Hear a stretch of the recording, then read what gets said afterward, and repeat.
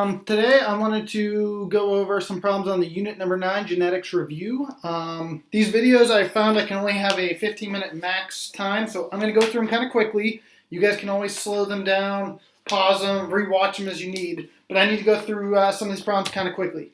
I'm going to pick one of each type of problem on here just to give you an example of how to do them, but you should hopefully at this point in the chapter unit know how to do all these problems. Okay, so problem number 1 is about the Grinch. If you read it, it says green fur color is dominant over purple fur color. It says the Grinch, who is homozygous dominant for green fur, and his wife, who is recessive for purple fur, have a kid. Okay, so make a regular 4-block Punnett square. This is just a monohybrid problem. The Grinch is homozygous dominant, so he's going to have 2 capital G's. And his wife is homozygous recessive since she has purple fur, so 2 lowercase g's. So it's just a normal Punnett square. If you fill them in, you will see 100% of the offspring are heterozygous. That is the genotypic ratio. That's the genes or alleles that the baby will carry. The phenotypic ratio is what the baby Grinch will look like, and 100% of these children will have green fur. Hold on, I need to get a paper.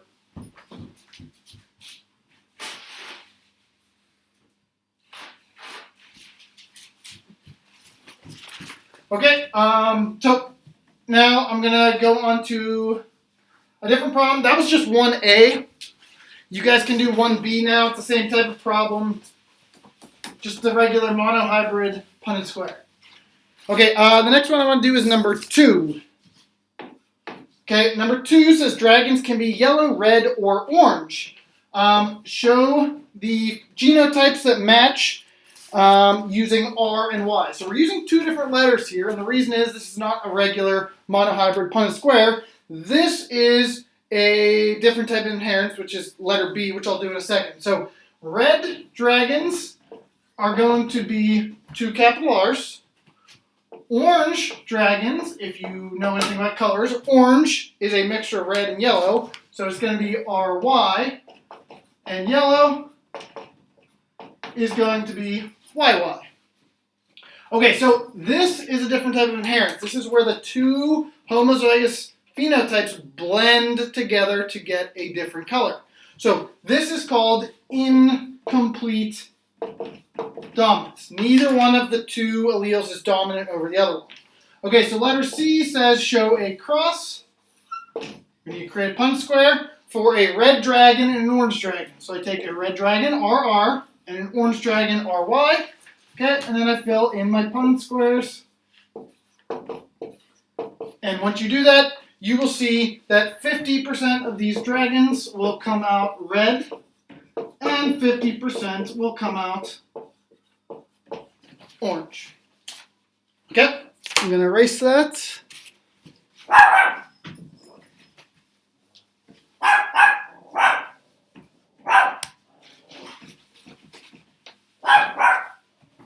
Hey.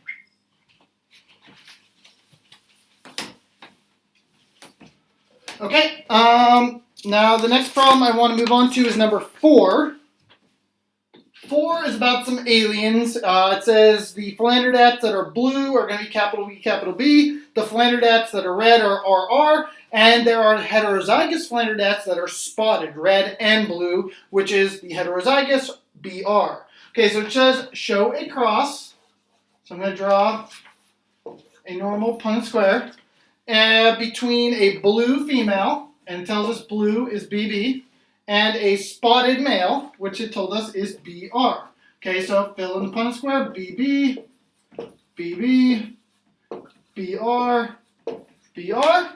Okay, now, what type of inheritance is this? So this one's different than the last one. The last one we had a red and a yellow, which blended together formed an orange. This time we have a organism who is spotted. It has both red and blue at the same time. Co-dominance, co means both. So this is a type of inheritance called co-dominance, where both phenotypes are expressed on the organism, just in kind of different parts of the organism. Okay, the phenotypic ratio of these offspring, 50% of them would come out blue, and 50% would come out spotted. which are these two heterozygous organisms. Okay, I'm going to erase that one.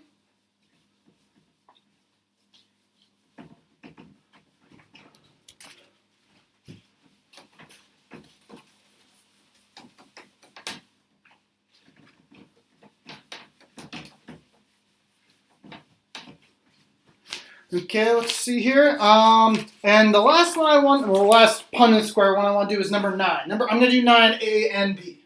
So first, we're going to do 9A. So it says an ostrich's long necks are dominant over short necks, purple eyes are dominant over pink eyes. This is going to be a dihybrid Punnett square, 2 traits at the same time. Okay, so it says Osgood is the first ostrich, is homozygous for long neck. Okay, so that means he's got 2 of the dominant alleles, and he has pink eyes. Pink eyes is recessive. The only way to have a recessive trait is to have 2 of the recessive alleles. So those are lowercase p's. Okay, it says Olivia, who is the mother, so I'm going to put an X here representing that they're mating with each other, has a short neck. Short neck is the recessive trait. So you have to have 2 recessive alleles, and she is homozygous for purple eyes. Homozygous means 2 of the same alleles, and purple eyes is represented by a capital P. So these are the parents' genotypes. At this point, this is where you FOIL. I'm not going to go through the whole FOIL now. Hopefully you guys have figured that out by now. But if you FOIL this organism, you will see you will get 4 of the same thing. They'll all be capital N, lowercase p. So you should do all 4, write them out, and then cross out 3 of them. You cross out duplicates. We only want 1 of each different type of combination. Remember, these represent the gametes, a sperm or egg that this organism can produce. Okay, the same thing goes for the female ostrich. All 4 of the possibilities will come out lowercase and capital P. So I didn't write out all 4. I only wrote out 1 because the other 3 all cancel out. So now I have a 1 and a 1. So this is an easy problem because you just need 1 block, 1 by 1. I'm going to take 1 of the ostrich's gametes, put it here, and 1 of the ostrich's gametes and put it here. And then I fill in my Punnett square. And I'm done. Well, other than the phenotypic ratio. So all of the baby offspring, the baby ostriches, which are represented by this block, which is 100%, will have a long neck and they will have purple eyes. Okay, give me a second. I need more paper towels.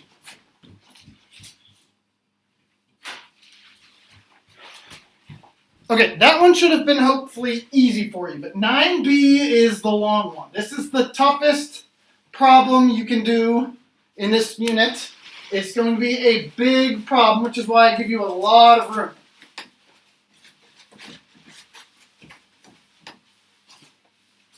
Okay, I'm going to try kind of tiny on this one because this one's going to take up a lot of room. Okay, so 9B.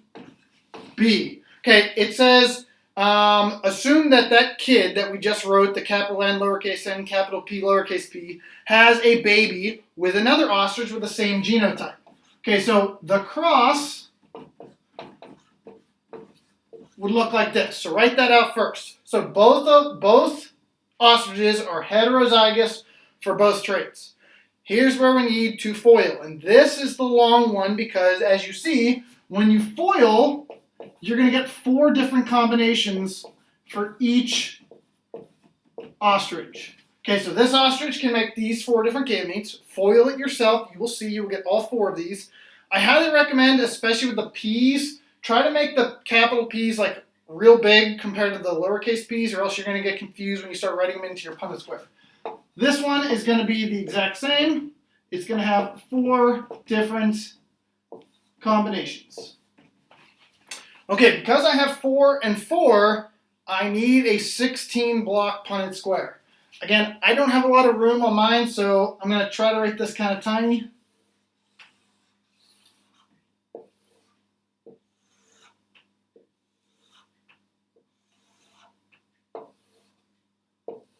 Okay, so I need 16 blocks. I'm going to take these 4 and I'm going to put them on the left-hand side. It doesn't really matter what order you write them in. I could have mixed these 4 up. It still gives you the same results. And then I'm going to take these 4 and I'm going to put them on the top.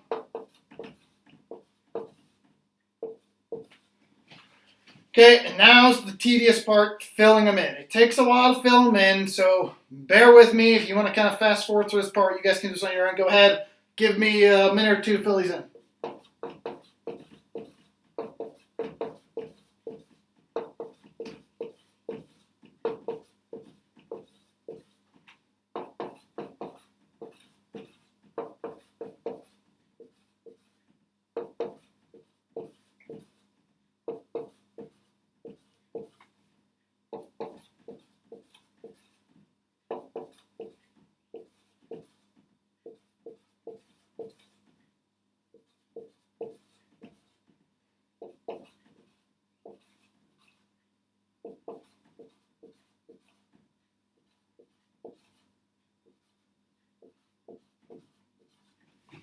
Okay, I know this ones take a while to do. Just make sure you always keep the N's together and the P's together. And then if you have a capital letter, it always comes in front of the lowercase letter. Okay, now the last part is figure out the phenotypic ratio. So I want to go through and figure out how many of these 16 are going to have both dominant traits, meaning have both a long neck and purple eyes. I'm going to go through and count it with you. 1, 2, 3, 4, 5, 6, 7, 8, 9. 9 of them had both a capital N and a capital P. So 9 out of 16 are going to have long necks and purple eyes. Okay, next I'm going to move on to long neck, pink eyes. I don't have to move on to that one next. I'm just picking that one. I'm going to go through all 4 options. So long neck means capital N.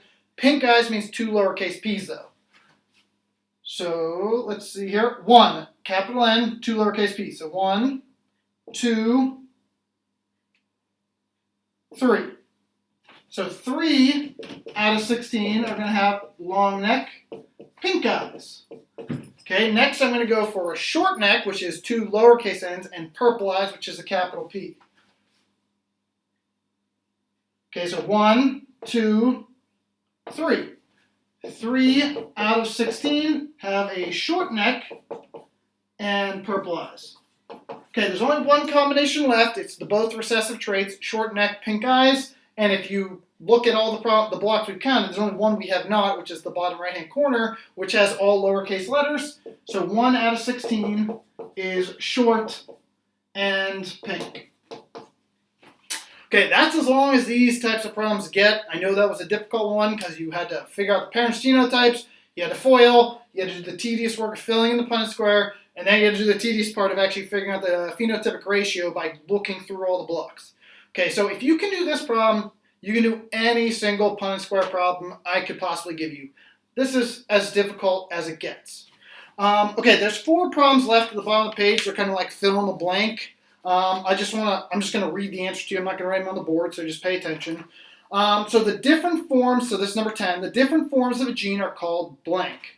So like, what's the difference between a capital N and lowercase n? Those are different versions of the same gene, and we call them alleles. So number 10 is alleles. Okay, number 11. In some animals, there are multiple different versions for genes of coat colors. Also, human blood type has 3 different versions: IA, IB, and lowercase i. What pattern of inheritance are these? We're going to do these types of problems in Unit 10, which is going to be starting this week. These are called multiple allele inheritance. So multiple alleles. That means there's more than 2 alleles. For blood type, there's 3. And there's multiple different types of blood types, actually, which we'll get into in this chapter.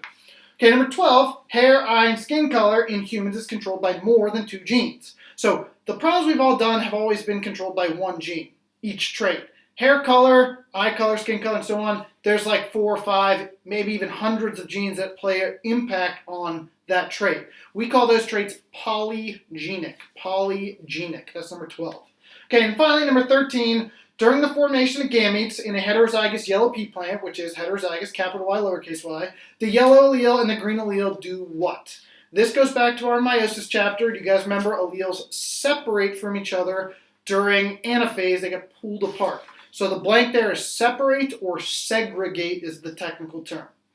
Okay, the other problems on here that I didn't do are just different varieties of the 4 types of problems I did. They're either monohybrid, easy ones like the Grinch. They're codominance, which is like that alien one I did. They're incomplete dominance, which is like the dragon one right here, number 2.